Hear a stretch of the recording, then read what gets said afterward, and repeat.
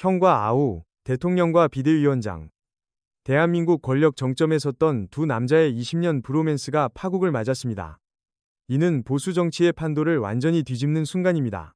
특수통 검사 시절부터 이어진 끈끈했던 인연이 어쩌다 파국으로 치달았을까? 오늘 우리는 윤석열 대통령과 한동훈 전 위원장의 관계를 추적하고 그 결말이 한국 정치에 미칠 파장을 심층 분석할 것입니다. 그들의 인연은 2000년대 초 유능한 특수통 검사로 활동하던 시절부터 시작됩니다. 윤석열은 선배이자 멘토로 한동훈을 이끌었고 한은 윤을 가장 신뢰하고 따랐습니다. 그들은 복잡한 사건 수사와 정치적 압력을 함께 헤쳐나가며 끈끈한 유대를 형성했습니다. 특수통 윤석열은 빠르게 승진하여 검찰총장이 되었고 적폐청산 수사를 진두지휘하며 대한민국을 뒤흔들었습니다. 한동훈은 그의 든든한 오른팔로 모든 법적 싸움에 동참했습니다. 대중은 그들을 정의의 상징으로 추앙했고 그들의 협력은 한국 사회에 큰 반향을 일으켰습니다. 권력의 정점은 늘 시험대였습니다.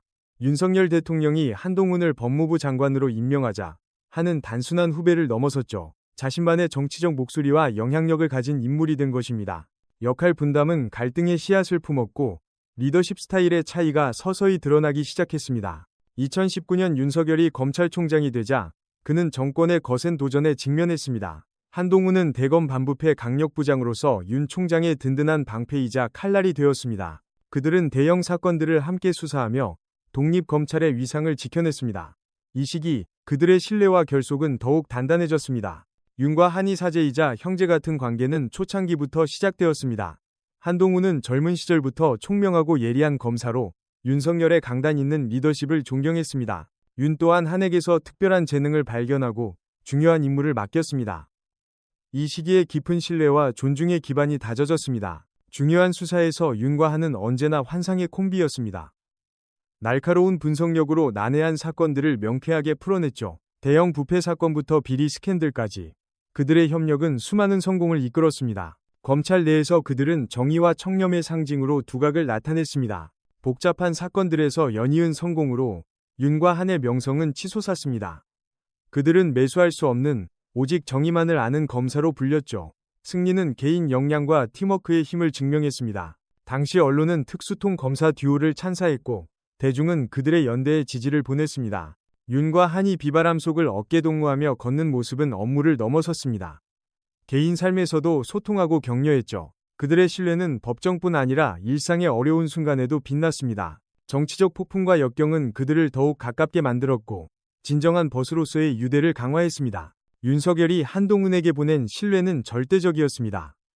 그는 어려운 수사 임무를 한에게 맡겼고 한은 항상 능력과 충성심을 증명하며 실망시키지 않았습니다. 열쇠는 권력 위임과 믿음을 상징하듯 윤은 스승을 넘어 부하 직원을 육성하고 신뢰하는 리더였습니다. 2019년 윤석열은 검찰총장으로 임명되며 경력의 큰 전환점을 맞았습니다.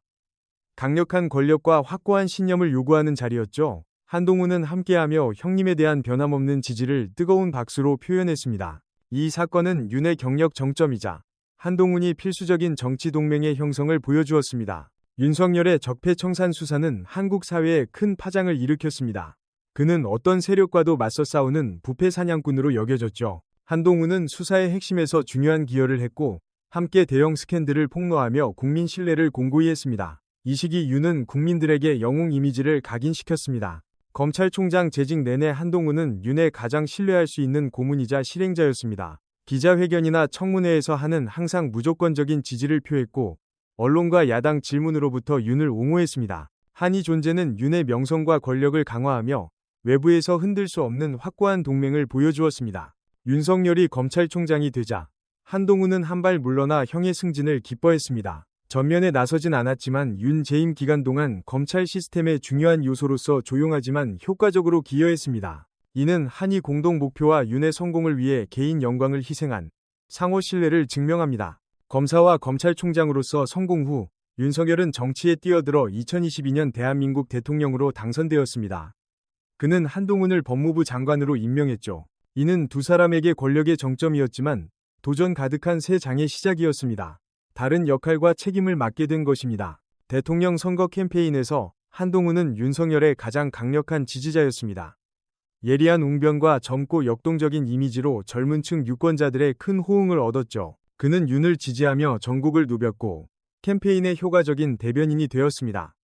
한의 열정과 충성심은 윤이 대선에서 승리하는 데 중요한 요소였습니다. 대통령 임기 초반, 윤과 한의 협력은 완벽하게 조화로웠습니다. 한동훈이 법무부 장관으로서 사법개혁과 부패 척결 등 중요한 정책들을 함께 추진했죠. 두 사람이 문제를 해결하는 모습은 새 정부의 리더십 역량에 대한 대중의 신뢰를 강화했습니다. 이 시기, 그들의 관계는 한국 정치의 황금 관계로 여겨졌습니다.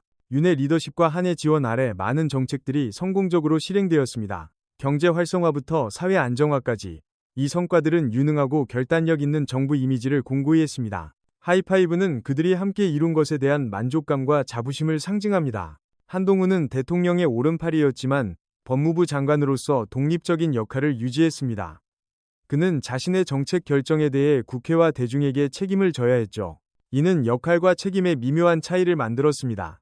윤은 큰 방향을 제시했고 한은 법을 집행하며 충성심과 공적 의무 사이에서 저울질해야 했습니다. 국회에서 윤석열이 국정 방향을 연설할 때 한동훈은 경청했지만 눈빛에는 자신만의 생각이 드러났습니다. 그는 단순한 지시 수행자가 아닌 독자적인 평가와 분석을 하는 인물이 되었습니다. 이는 한이 정치적 성숙과 함께 윤의 그늘에서 벗어나 차별화를 시작하는 첫 신호였습니다. 주요 정책 논의에서 윤과 한 사이의 의견 차이가 명확히 드러나기 시작했습니다. 윤은 대통령으로서 거시적 비전을, 한은 법적 경험으로 실용적 관점을 보이며 때론 충돌했죠. 이는 모든 정책 결정에 있어 그들이 완전히 같은 생각을 하지 않음을 보여주는 초기 징후였습니다. 여전히 함께 일했지만 윤과 한 사이의 간격은 명확해졌습니다.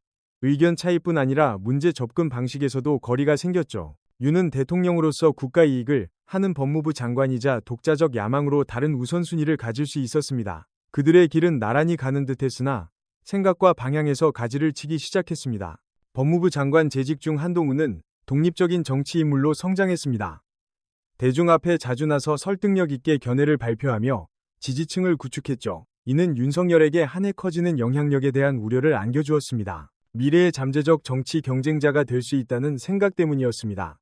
한동훈이 독자적인 입지를 확고히 하면서 그와 윤석열 대통령의 정치적 경로는 명확히 두 방향으로 갈라지기 시작했습니다. 한쪽은 대통령의 최고 권력, 다른 한쪽은 유망한 젊은 리더의 부상이었습니다. 두 사람 모두에게 관계 유지냐, 각자의 길이냐, 중요한 선택의 기로였습니다.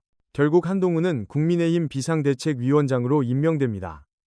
이는 대통령의 부하가 아닌 동등한 권력을 가진 위치였습니다. 한이 독립적인 정치 입지를 확인하는 큰 전환점이었죠. 한이 자신감 있게 군중에게 손을 흔드는 동안 윤 대통령은 복잡한 표정으로 TV 화면을 통해 지켜봤습니다. 한동훈이 비상대책위원장 자리를 맡자 윤 대통령과의 관계는 더욱 명확한 균열을 보이기 시작했습니다. 충성스러운 동생에서 이제 한은 독립적인 리더가 된 것입니다.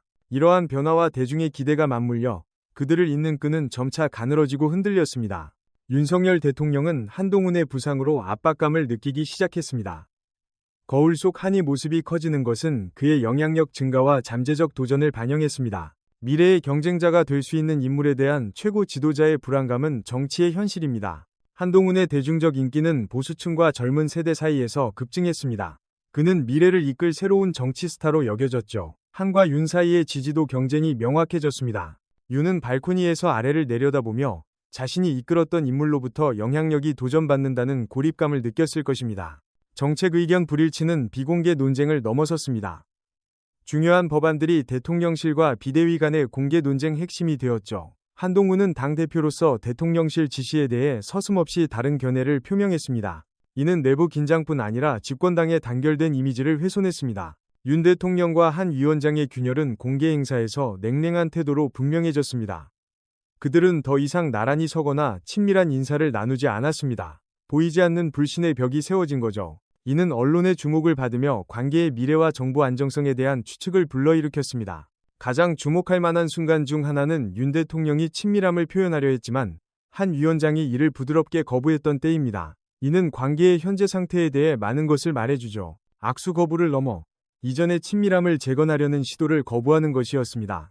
윤의 실망감과 한의 회피는 파탄의 증거가 되었습니다. 대통령실과의 관계가 균열되면서 한동훈은 개인적인 이미지와 영향력을 구축하는 데 더욱 집중했습니다. 그는 대중과 만나 자신의 당과 국가에 대한 비전을 제시하는 연설을 했습니다. 뛰어난 웅변과 매력으로 수많은 지지자를 모았고 독립적인 리더임을 증명했습니다. 일부 행사에서는 여전히 함께 참석해야 했지만 윤과 한 사이의 친목과 거리감은 명백해졌습니다. 공식적인 만남들은 형식적인 것일 뿐 이전의 따뜻함과 신뢰는 사라졌죠. 각자 자신만의 생각과 계산을 하며 관계는 형제에서 계산적인 정치적 관계로 변모했습니다. 정치적, 사회적 도전이 닥쳤을 때 대통령실과 비대위 간의 협력 부족은 더욱 심각해졌습니다. 윤과 한은 함께 맞서기보다 각자 자신의 문제를 해결하는 방식을 택했고 때론 공동의 이익에 반하는 방향으로 나아갔습니다. 이는 정부와 당의 위기 대응 능력을 약화시키고 내부 분열을 드러냈습니다. 한동훈이 비상대책위원장 역할을 맡으면서 그는 공개적으로 자신의 노선에 대한 독립성을 보여주었습니다. 새로운 망토는 단순히 직책의 상징이 아니라 대통령실과 다를 수 있는 자신만의 정치적 비전을 선언하는 것이었습니다. 한이 도전적인 시선과 윤의 엄숙한 표정은 경쟁으로의 전환을 보여주었습니다. 김건희 특검법 사태는 윤석열과 한동훈 관계를 파국의 벼랑 끝으로 몰아넣은 가장 큰 기폭제였습니다. 대통령실은 영부인을 겨냥한 특검법에 단호히 반대했습니다. 반면 한동훈은 여론의 압박과 당 지도자로서 법안 검토에 개방적 입장을 보였습니다. 이는 권력과 원칙에 대한 대결이었습니다. 윤석열 대통령에게 김건희 여사 관련 의혹은 단순히 정책 문제가 아니라 가족의 명예와 위신이 걸린 개인적인 문제였습니다. 그는 비판과 여론의 압박으로부터 아내를 보호할 책임감을 느꼈습니다. 특검법에 대한 그의 단호한 반대는 사랑하는 사람들을 보호하고 대통령실의 권력과 안정을 유지하려는 바람에서 비롯되었습니다. 반면 한동훈은 당 대표이자 떠오르는 정치인으로서 대중 앞에서 정의와 투명성을 지지하는 입장을 택했습니다.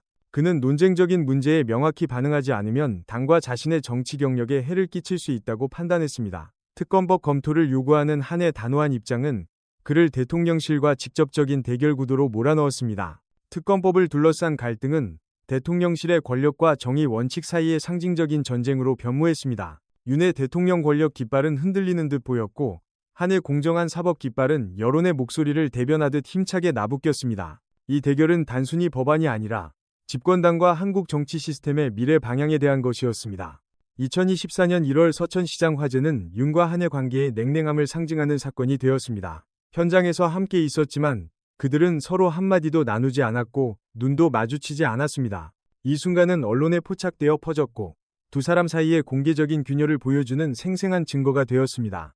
서천에서의 냉랭한 인사는 그들의 관계에 대한 가혹한 단면이었습니다. 한이 마지못해 고개를 숙이고 윤이 무심하게 고개를 끄덕이는 순간은 파파라치 카메라에 포착되어 빠르게 퍼졌습니다. 이는 균열에 대한 소문을 확인시켜 주었을 뿐 아니라 미묘한 존중 부족을 드러냈습니다. 차가운 행동으로 이루어진 공개적인 이별이었습니다. 서천 사건 이후 관계 회복이나 기본적인 연락 유지조차 어려워졌습니다.